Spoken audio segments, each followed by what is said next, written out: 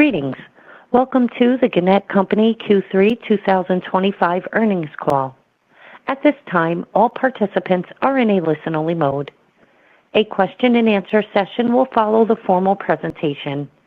If anyone should require operator assistance during the conference, please press star zero on your telephone keypad.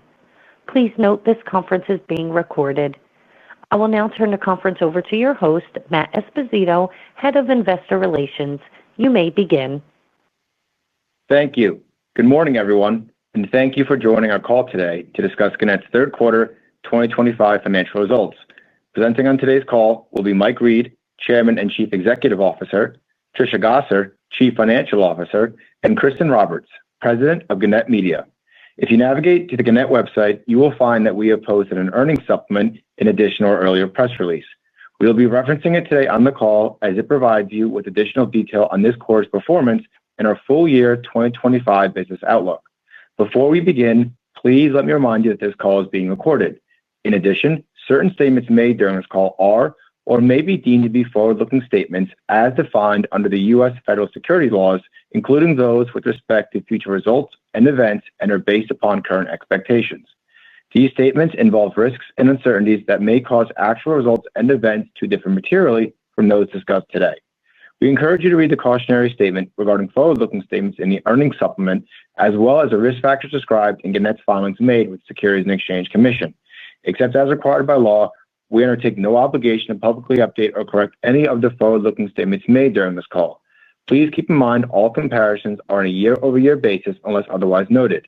In addition, we will be discussing non-GAAP financial information during the call, including same-store revenues, free cash flow, total adjusted EBITDA margin, and adjusted net income attributable to Gannett.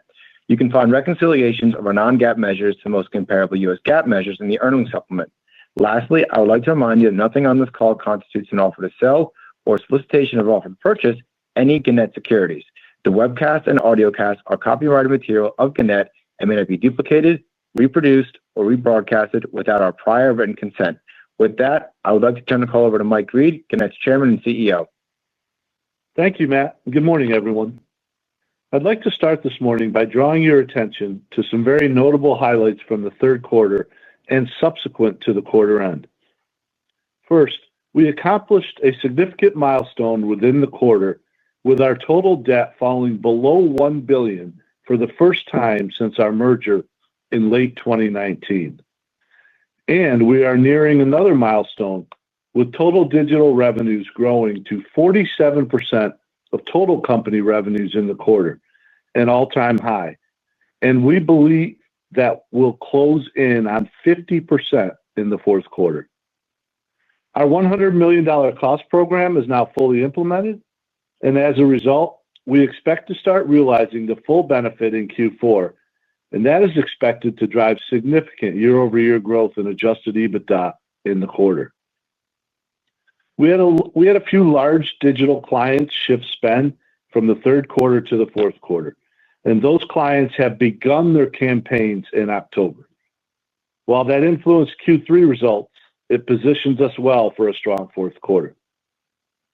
And finally, we were pleased with Judge Castell's partial summary judgment ruling earlier this week in our lawsuit against Google.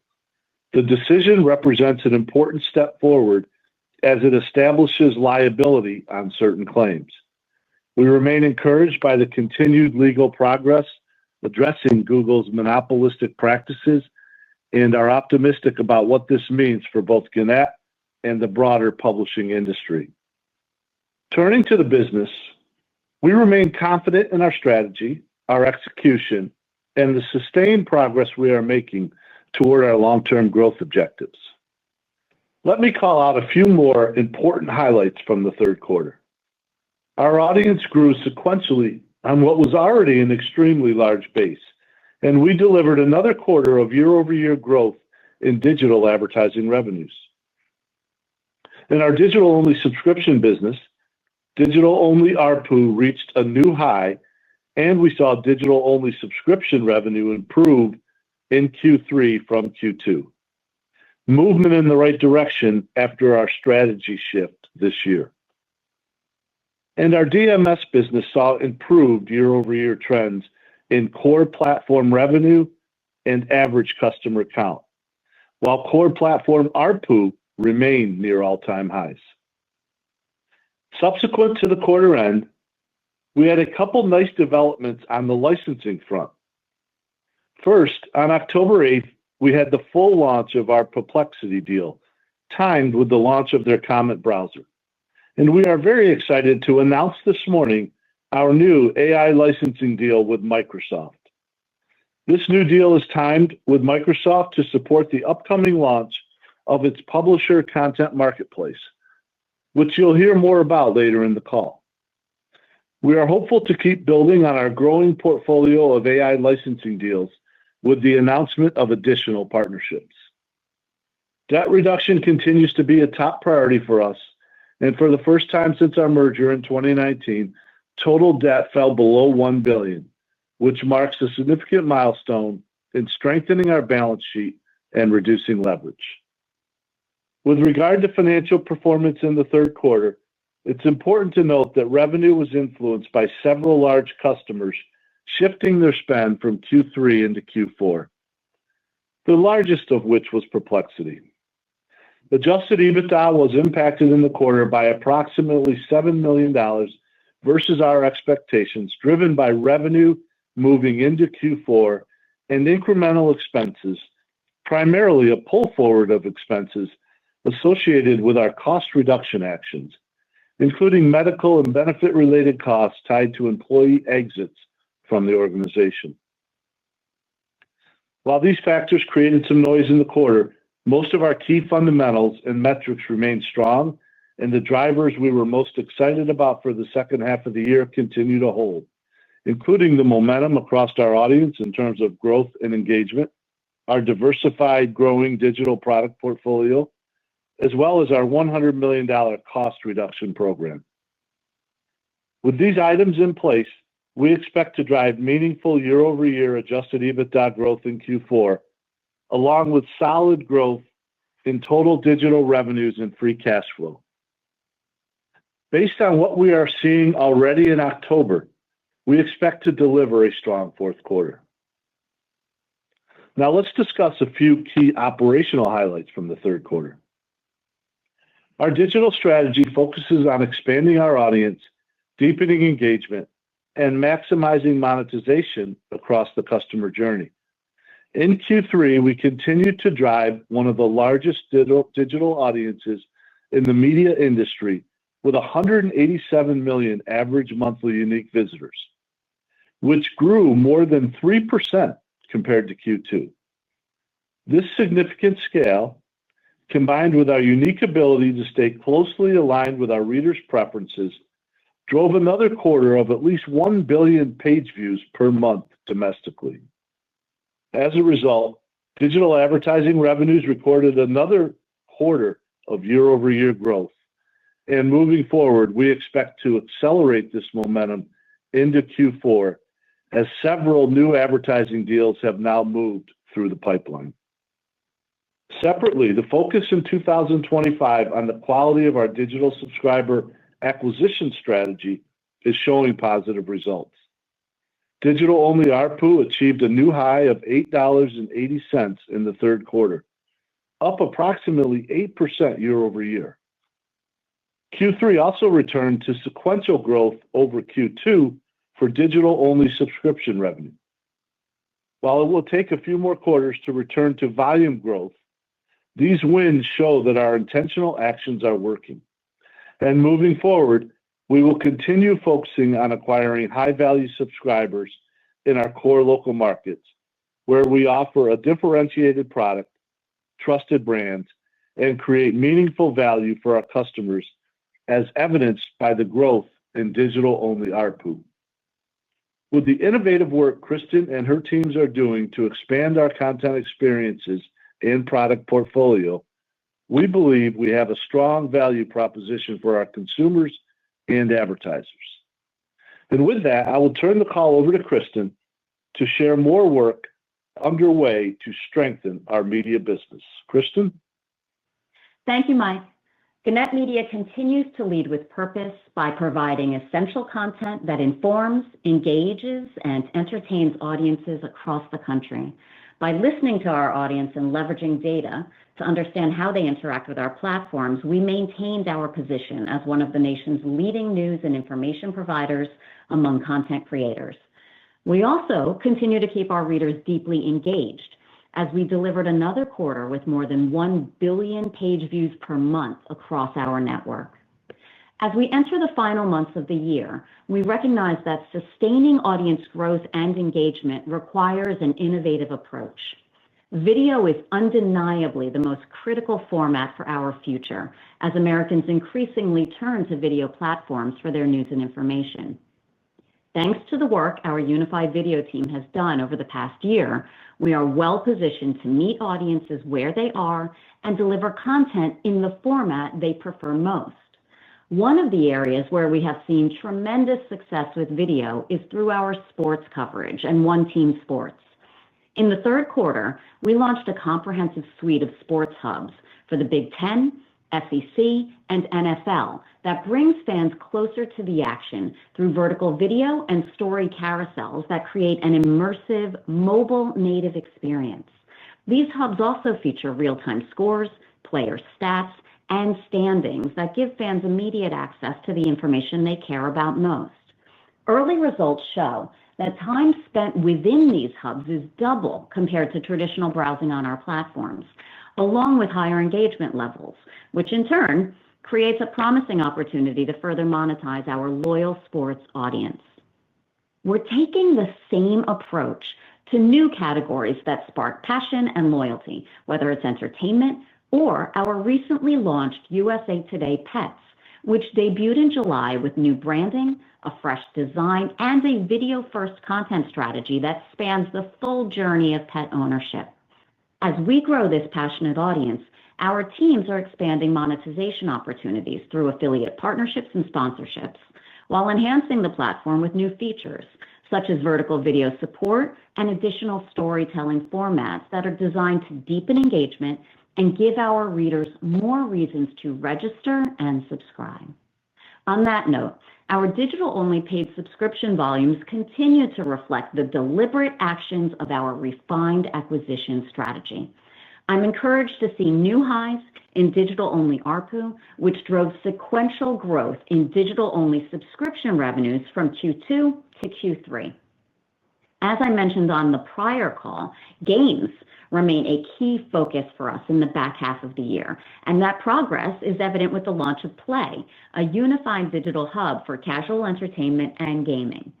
Designed to align with the daily habits of USA Today readers, Play brings together everything from morning horoscopes and comics to afternoon puzzles in one convenient destination. What's most exciting is the promising upside we see in games as a new consumer revenue stream. Nearly 1/3 of our readers already play games online, but only a small share are currently doing so on Play. That means every incremental gain in engagement has an outsized impact. For instance, if we can get 1% more of our audience to play games at our current Play ARPU rates, that equates to an additional $10 million annually in digital-only subscription and digital advertising revenue. Overall, this presents a great opportunity to expand our audience, deepen engagement, and drive incremental revenue as we continue introducing new features and promoting Play across our network. Across every initiative, from video to new verticals to games, our teams are working with creativity, focus, and urgency to meet audiences where they are and deliver experiences that truly resonate. I want to thank our teams for their continued collaboration and determination. We are building meaningful momentum, and I am confident that our collective efforts are setting the stage for a strong finish to the year. Back to you, Mike. Thanks, Kristen. It's exciting to hear about all you and your teams have going on, and especially exciting to see our Play business launched, which we believe has tremendous potential. Now, shifting gears to AI. The value of real-time trusted content continues to increase, and we are excited to partner with Microsoft on the upcoming launch of their publisher content marketplace. We are proud to be one of a select few U.S. publishers participating in their pilot program with Microsoft Copilot. And this exciting new initiative represents one of the first large-scale efforts to fairly compensate publishers for AI usage of their content to ground AI-powered features and results with trusted output. With regard to our AI content monetization strategy, in addition to creating valuable trusted content at scale and licensing at fair value, is our new approach to deploying technology to block AI bots that try to scrape our content. Today, we are blocking over 99% of AI-verified bots, other than Google, that try to scrape our content without licensing agreements in place. In September alone, we blocked 75 million AI bots across our local and USA Today platforms, the vast majority of which were seeking to scrape our local content. And about 70 million of those came from OpenAI. This is a clear signal of just how valuable our content is to these AI engines, especially our local content, which we are uniquely positioned to deliver at scale. We will continue to partner with and provide access to companies that are interested in licensing our content responsibly and fairly. However, current structures limit publishers' ability to control how some major platforms, such as Google, use unlicensed content, an issue we continue to advocate for as part of building a fair and transparent AI ecosystem. Additionally, in Q3, we announced that Deeper Dive, our industry-first Gen AI answer engine, is now fully implemented on USA Today.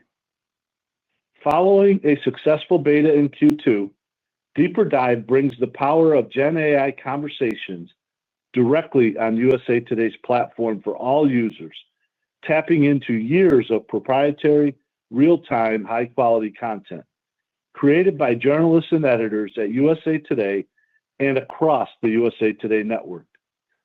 Since launching in mid-September, readers have asked more than 3 million questions, with average daily activity well over 50,000 interactions. These early results show strong traction and highlight the meaningful opportunities to drive higher readership, deeper engagement, and in turn, enhanced monetization on our platform. Now, turning to our DMS segment. We continue to see encouraging stabilization across our key metrics, with year-over-year trend improvement on our core platform, which includes revenue and average customer count, while ARPU remained near all-time highs. These gains reflect the positive impact of our strategic initiatives, such as AI Smart Bidding and enhancements to our AI-powered software solution, Dash.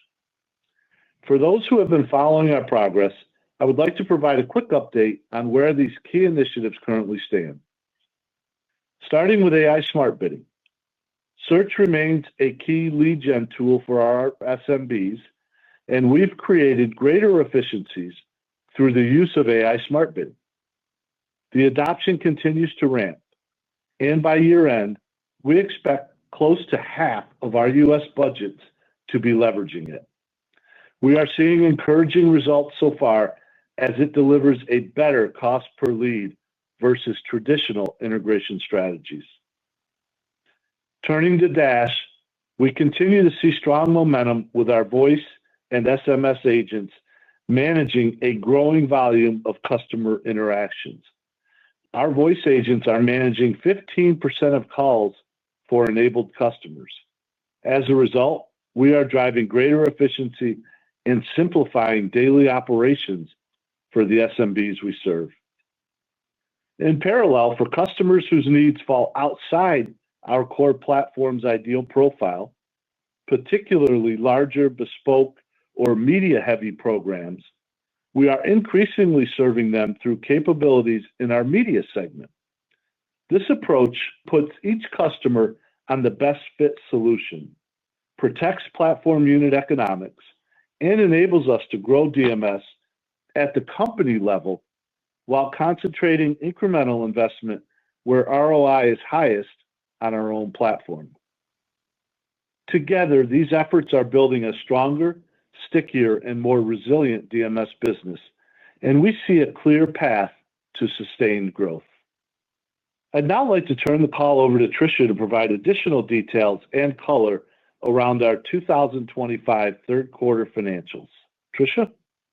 Thank you, Mike, and good morning, everyone. Please keep in mind all comparisons are on a year-over-year basis unless otherwise noted. In the third quarter, total revenues were $560.8 million, a decrease of 8.4% or 6.8% on a same-store basis.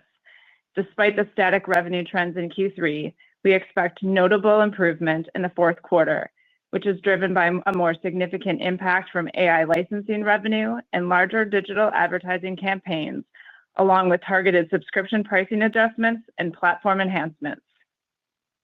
In Q3, operating costs and SG&A expenses decreased approximately 8%, reflecting our ongoing focus on disciplined cost management. That being said, Q3 expenses reflect incremental costs associated with our cost reduction program, which removed $100 million in annualized costs from our base. We believe the reduction of expenses, primarily associated with our headcount reductions, also accelerated some costs into the third quarter in areas such as medical and other benefit-related programs, which traditionally we would have expected to incur in the fourth quarter. Total adjusted EBITDA was $57.2 million in the third quarter, representing a 10.2% margin. These results were impacted by the timing of large drivers of revenue and adjusted EBITDA that shifted into the fourth quarter, as well as the expense impacts I just mentioned. Many of our most profitable revenue drivers will contribute more meaningfully in Q4 rather than Q3, and our cost reduction program is fully in place as we enter the fourth quarter. As a result, we expect robust year-over-year growth in adjusted EBITDA in the fourth quarter, as well as our third consecutive year of full-year adjusted EBITDA growth. Total digital revenues in the third quarter were $262.7 million, a decrease of 5.3% or 4.1% on a same-store basis, and represented 47% of total company revenue. Within digital, advertising revenues increased 2.9%, driven by a continued improvement in client retention and our large audience base. We anticipate even stronger results in the fourth quarter, fueled by strong advertiser response to our sports, pets, and other high-engagement verticals. In Q3, digital-only subscription revenues totaled $43.7 million, representing sequential growth of 2.4%. As a reminder, we faced our toughest year-over-year comparisons in Q3 as we cycled the prior year's benefit from system conversions and grace relief. Digital-only paid subscriptions also continue to reflect the intentional actions to optimize our acquisition costs by prioritizing long-term monetization versus shorter-term volumes. We believe these deliberate actions are paying off, evidenced by digital-only ARPU achieving a record high of $8.80 and growing approximately 8%. We expect digital-only ARPU to increase in the upcoming quarters as we maintain our focus on attracting and retaining more profitable subscribers. Looking at the domestic Gannett Media segment, in Q3, segment-adjusted EBITDA was $35.4 million, representing a margin of 8.5%. Revenue trends in Q3 on a reported basis continue to reflect the sale of the Austin American-Statesman in Q1 and businesses divested in late 2024. Turning to Newsquest, in Q3, segment-adjusted EBITDA totaled $14.6 million, up 4.6%, while segment-adjusted EBITDA margins increased 50 basis points to 23.9%. Revenue trends also posted their second consecutive quarter of growth, increasing 2.5% year-over-year. In our digital marketing solutions segment, core platform revenue in the third quarter was $114 million. Segment-adjusted EBITDA was $9.8 million. We ended the quarter with approximately 13,400 core platform customers, and core platform ARPU remained near record highs at approximately $2,800, which reflects growth of 2%. We see encouraging signs of stabilization, and in Q4, we expect year-over-year improvement in both core platform revenue and segment-adjusted EBITDA. And to better serve our customers in certain categories, particularly large multi-location businesses, we have transitioned some of these clients to be serviced through our media segment, where they can leverage additional tools and capabilities. Now let's shift to the balance sheet. At the end of the third quarter, our cash balance was $75.2 million, and outstanding net debt was approximately $921 million. Debt reduction remains a top priority, and we continue to make meaningful progress during the period. In Q3, we repaid $18.5 million of debt and generated $4.9 million of free cash flow. For the 9 months, we have repaid $116.4 million in debt, which brings our total debt to below $1 billion, and we expect to repay over $135 million in debt during 2025. As we look at the full year, several large revenue drivers that were originally expected to contribute to the third quarter are now expected to start in the fourth quarter. As a result, we now anticipate digital revenue to be down in the low single digits for the full year on a same-store basis, with growth in the low single digits in the fourth quarter. We believe the expected strength of the fourth quarter, combined with continued expense discipline, positions us to achieve full-year growth in adjusted EBITDA and 30% growth in free cash flow. We know there is more work ahead to strengthen our financial results, but the third quarter also underscored the progress we're making to build a more durable and diversified business. With the scale of our audience, the strength of our brands, and the ability to leverage our content across multiple revenue streams, we believe Gannett is well-positioned to create lasting value. Combined with an ever-improving balance sheet and a disciplined focus on the execution of our strategy, we believe we are laying the foundation for long-term value creation. I will now hand it back to the operator for questions, and then we will go back to Mike for some closing thoughts. Thank you. At this time, we will be conducting a question-and-answer session. If you would like to ask a question, please press star 1 on your telephone keypad. A confirmation tone will indicate your line is in the question queue. You may press star 2 if you would like to remove your question from the queue. For participants using speaker equipment, it may be necessary to pick up your handset before pressing the star keys. One moment, please, while we poll for questions. Your first question for today is from Giuliano Bologna with Compass Point. Good morning. Congrats on the continued execution, especially on the securing another important AI licensing deal.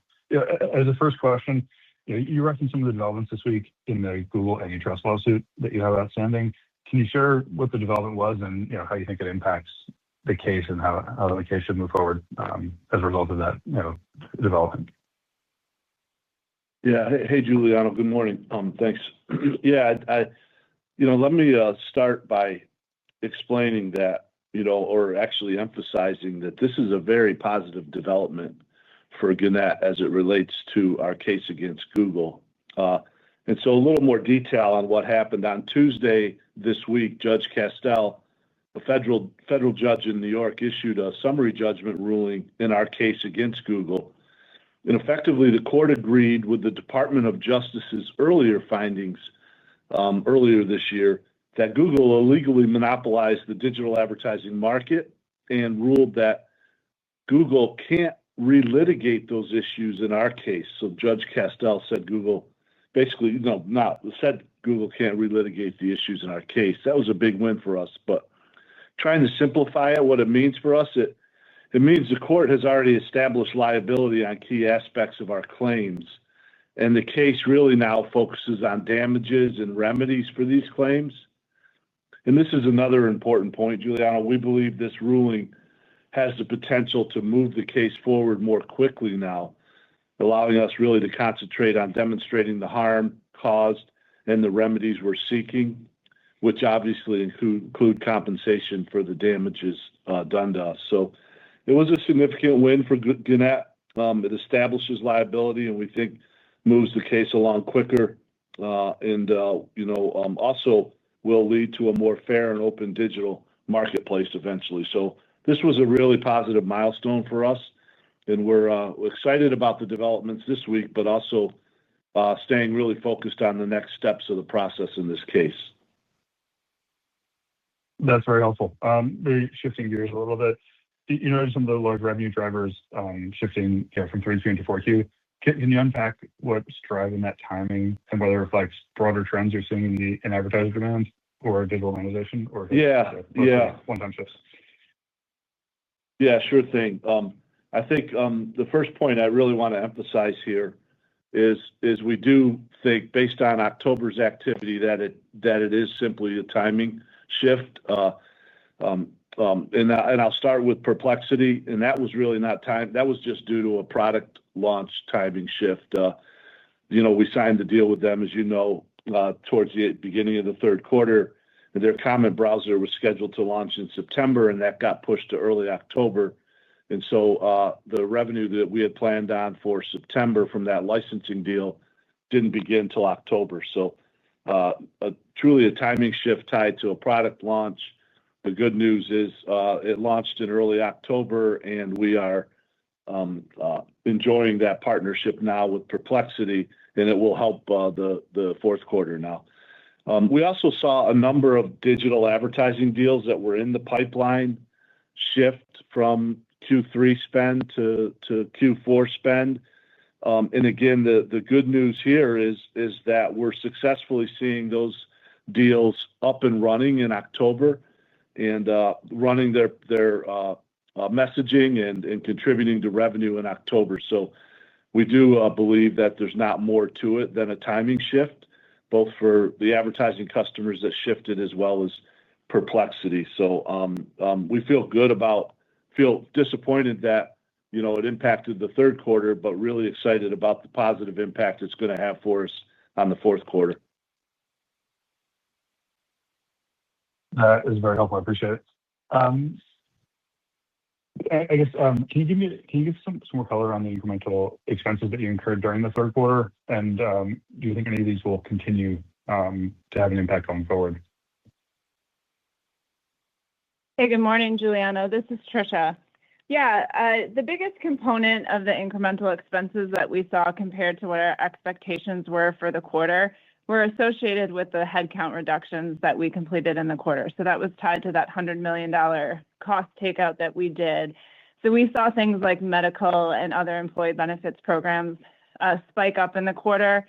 And we really think that that was tied to people exiting the organization. And to your question about whether we think that continues, I don't think so. I actually think it has the ability to have a favorable impact on Q4.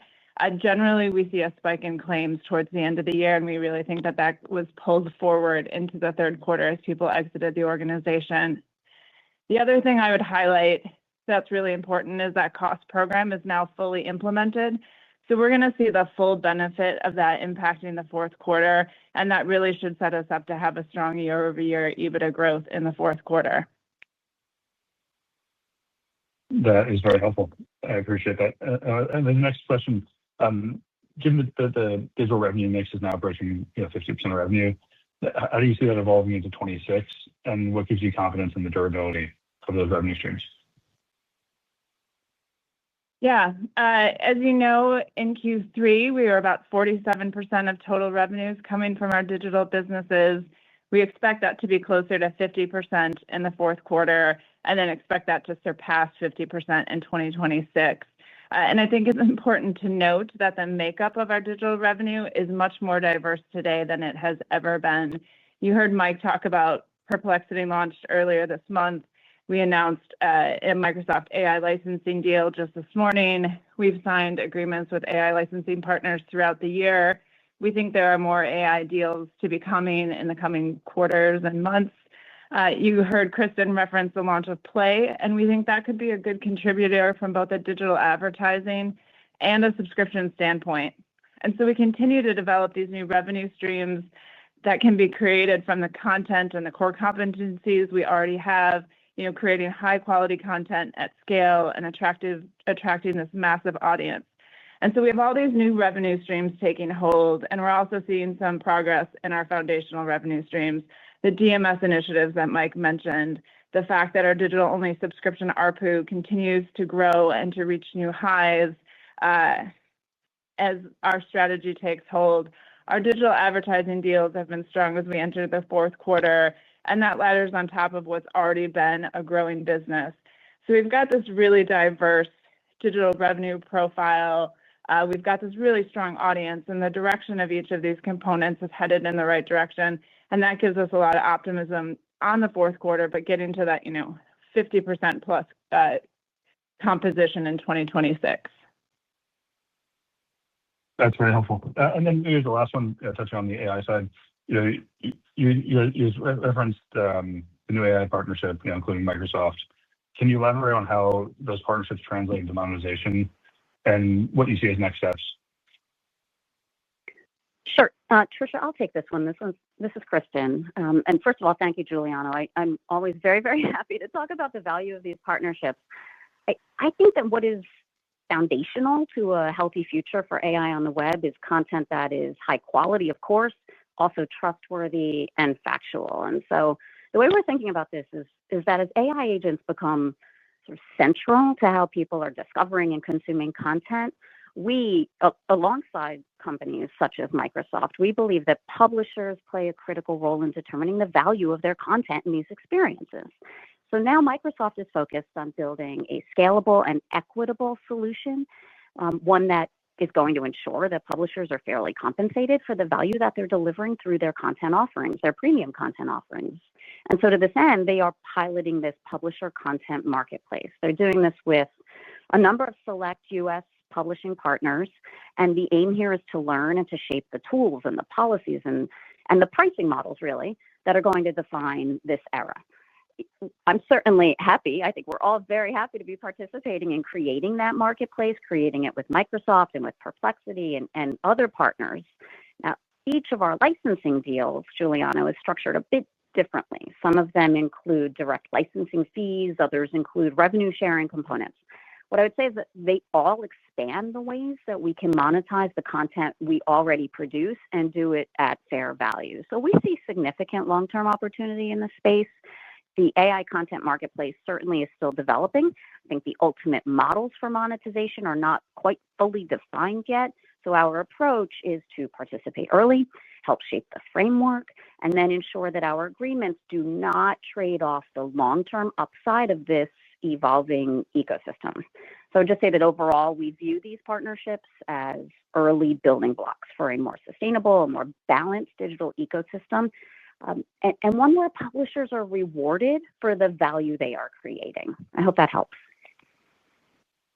That's extremely helpful. I appreciate the time and all the answers to questions, and I will jump back in the queue. Your next question for today is from Matt Condon with Citizens. Thank you so much for taking my questions. My first one is, Justin, can you elaborate on what you're seeing as far as traffic coming from these AI platforms? Are you seeing meaningful click-through rates and meaningful traffic coming to your sites from these platforms? I'm thinking specifically about Perplexity, just as that deal is launched and in the early days here. Yeah, Matt, thanks. And thanks for the question. No, there's not meaningful traffic coming from AI search companies, and that's really why the value from a monetization standpoint for publishers like Gannett has to be from the licensing of our content. The whole model of answers on AI search platforms is they get the full answer on that platform. So the Google model of the blue links click back to the publisher site is not the same model inside of the AI platform. So that's why we've been so focused on these monetization deals, these licensing deals, because we don't see the traffic coming back. The other point I would make, Matt, is that we are actually blocking 99% of all the AI bots trying to scrape our content, other than for those platforms that we have a deal with or as I mentioned early on the call with Google, for which we can't block because we still need that search traffic from the blue links, even though they don't distinguish and let us authorize content for the blue links only and not for AI, which is the problem I mentioned in the ecosystem that I mentioned earlier in the call. So the short answer is no, there's not a lot of traffic coming from the AI search platforms. That's why the licensing deals are so important. However, what's also important is that we're blocking the scrapers. And so in order to get traffic on their sites based on our content, they need to pay us for that content. And we continue, as you hear from Kristen on these quarterly calls, we're continuing to develop ways to go direct to the consumer and bring the consumers directly to our platform, and also using other social media ways to bring consumers to our platform. And I think the final point I would make is, despite not getting traffic necessarily from the AI search platforms, we're not having an issue with overall traffic. You heard this morning we had 187 million uniques on average on our platform in the third quarter, and that was up from 181 million uniques in the second quarter. So we're doing a great job creating the right content and doing a great job in driving consumers to our platform. Great. And maybe just a follow-up on that is just obviously one of the major companies that you're blocking is OpenAI. And can you just talk about just their willingness to come to the table, maybe other AI platforms that don't have partnerships today, their willingness to come to the platform and negotiate deals where you do feel like you'll get fair value for your content? Just how is that pipeline developing here today? Yeah, OpenAI, as you heard, is the biggest offender in terms of trying to scrape. I mentioned we had 75 million AI bots we blocked, and about 70 million of them were OpenAI. Another interesting data point there is in that we're rounding down. It was a little more than 70 million. 69.9 million of the AI bots from OpenAI that we blocked were seeking our local content. Really interesting, huh? They really want our local content. We blocked them 69.9 million times in September. OpenAI is not willing to cut a fair deal at this point. We continue to talk to them, and we'll continue to block them. And we do know that there's value in our content. Otherwise, you wouldn't have seen over 70 million attempted scrapes in the month of September alone. So short answer, Matt, no. Well, we haven't gotten to a good place with them yet. We're really hopeful to. Our goal is to be, and you heard it in Kristen's discussion and answer to the question Giuliano asked, is we want to be proactive in creating the right solutions here with our AI partners. And so that remains the path we'd like to take, and we'd love to take that path with somebody like OpenAI. That's interesting. And then maybe just shifting gears here to the DMS side of the business. Can you just elaborate on what you were talking about pushing certain clients to the media segment? Talk about what the benefits are both for those clients and for Gannett, and how that strategy can develop over the long term.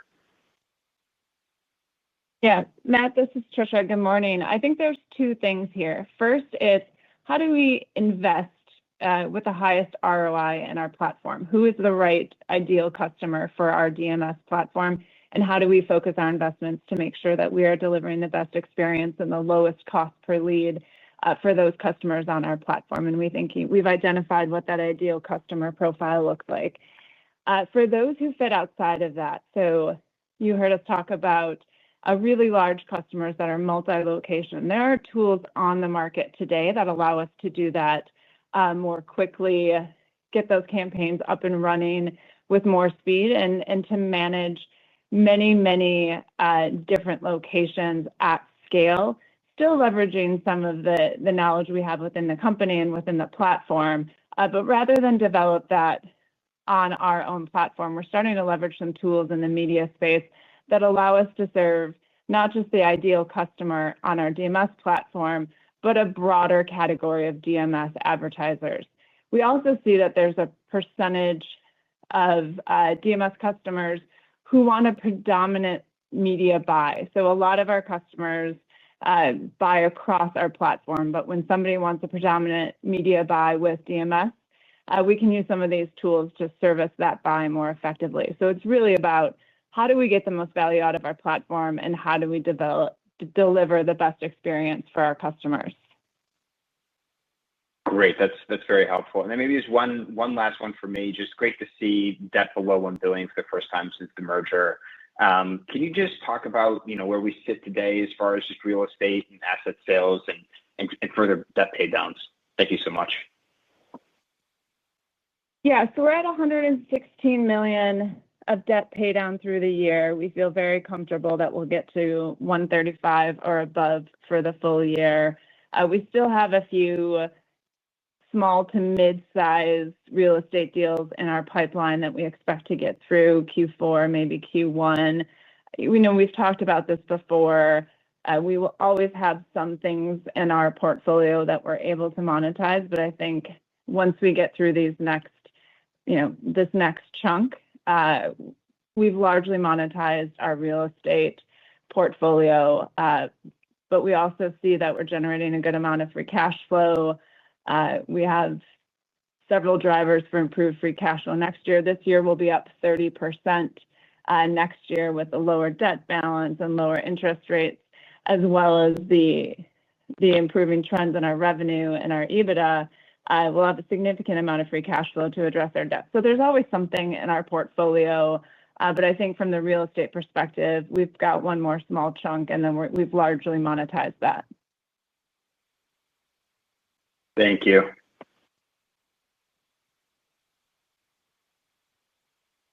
Your next question is from William Cavalier with Odeon Capital. Hi, thanks for taking the question. Going back to licensing, this is obviously becoming a critical, or is expected to become a critical revenue stream. Do you guys have any intention of breaking out that licensing revenue so that we can kind of look at that, like a library cash flow kind of revenue stream? Yeah, a great question. I think two thoughts there. One, and Kristen mentioned this earlier too, is the business model for our AI partners is still developing, and I think the long-term play for us on how we monetize the AI partnerships with the most upside is still developing. And so I think we want to see how those two things develop, and it does have to become a bit more of a meaningful piece of our overall revenue streams. But the short answer to your question is yes, I could see us breaking licensing fees out at the right time as it becomes a more significant part of our overall digital revenue stream, and as we have more confidence in what the sustainable revenue model is for us. That'd be great. Thanks.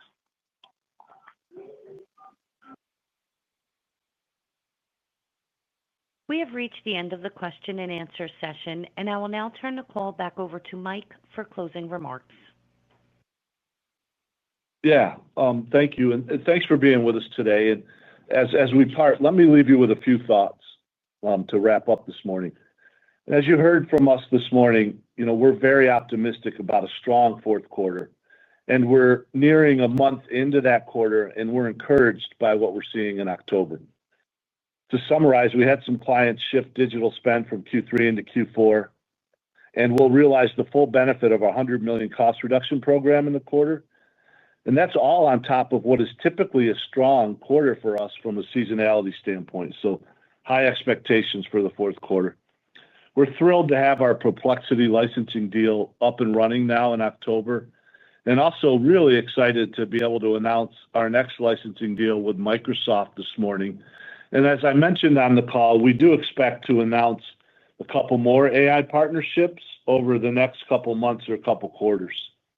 We're encouraged by the pipeline there. And also, this came up just a minute ago, but we're really excited about how we continue to strengthen the balance sheet and continue to reduce debt. we're particularly excited to see our total gross debt drop below $1 billion.